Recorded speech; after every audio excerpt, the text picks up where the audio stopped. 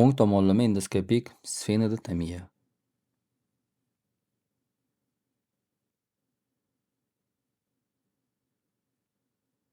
Ushbu bemorimizda uzoq vaqtdan beri bosh og'rig'i bezovta qilib kelgan. O'ng tomonlama ens sohasida hamda tepa qismida og'riq kuzatilgan. Aksial kesimda o'ng ponoson bo'shliqdan soyalanishini ko'rishimiz mumkin.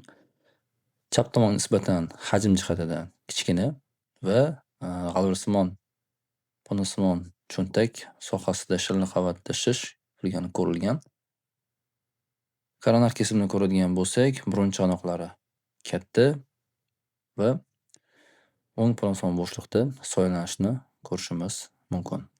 Va yuqorida orqa g'alvirsimon katakni ponoson bo'shlig'iga kirgan qismini ko'ramiz. Yon tomondan ko'rganimizda ponoson bo'shliqda soyalanish aniqlanyapti. Barcha devorlarini butunligi saqlangan.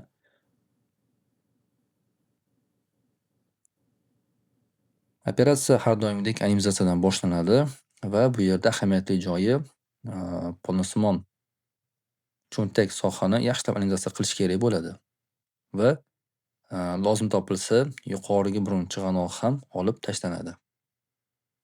Bu yerda animizatsiyadan keyin biza o'sha sohani bipolyar yoki monopolyar bilan kuydirib olamiz. Ya'ni ko'rim maydonini qonsiz ishlash uchun yaxshi vizualizatsiya qilish maqsadida kuydirib olinadi. Buni sizlar lazer yoki monopolyar atsos bilan qilsanglar bo'ladi.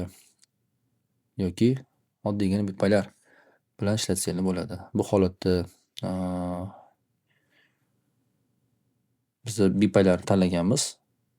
Chunki ko'p vaqt ketmaydi. Odatda bir 5-10 daqiqada bu operatsiyani yakunlasa bo'ladi. Ya'ni unaqa qiyinchilik tug'dirmaydi. Agar o'rta burun chig'anog'ida havolanish bo'lsa, avval o'rta burun chig'anog'ini plastikasini bajarib, undan so'ng orqa qismlariga o'tiladi. Odatda kuydirilsa ham xonidan yuqori qismi kuydiriladi. Agar shu soha tor bo'lsa, unda o'rta burun chig'anog'ini biroz ichkariga surish mumkin.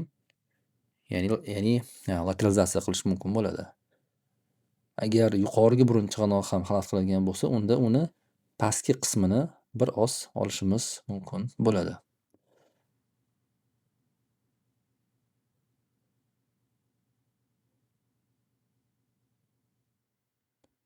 Atsosimizni uchi o'zi diametri 3 millimetr chiqadi. Shunga qarab biz orientir olsak bo'ladi. Ya'ni shu joyni biza teshib kirsak ham bo'ladi.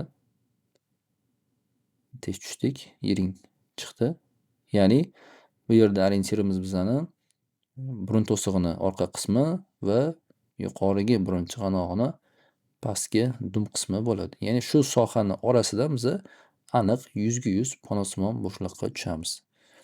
Bu yerda biza trundani, ya'ni dori shimdirilgan trundani biza pastki qismga qo'yganmiz. Pastki qismni ochib turish uchun. Qarasanglar bo'shliq ichi yiring tozalandi, evakuatsiya qilib chiqarib yuborildi.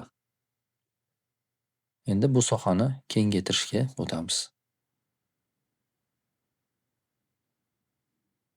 Asosni o'zi bilan to'g'ri borib, trundani ichkariga animizatsiya qilish maqsadida yuborib qo'yamiz.